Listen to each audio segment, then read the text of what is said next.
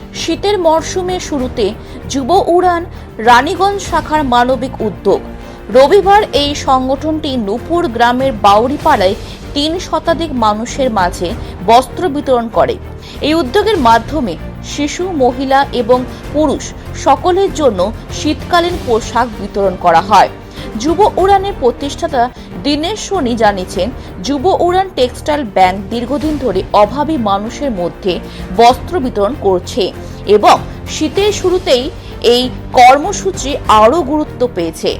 আমাদের উদ্দেশ্য হলো শীতকালীন দুর্দশা মোকাবেলায় সহযোগিতা করা এবং এমন কার্যক্রম অব্যাহত রাখা।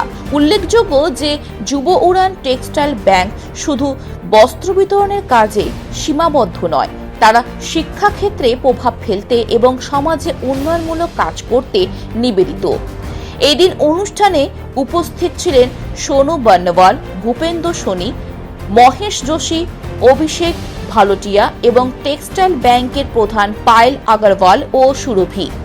এরা সবাই নিজেদের তরফ থেকে শীতকালীন এই কার্যক্রমে সহায়তা করেন এবং এলাকার মানুষদের পাশে দাঁড়ান। সমাজে এই উদ্যোগকে সাধুবাদ জানিয়েছেন অনেকেই।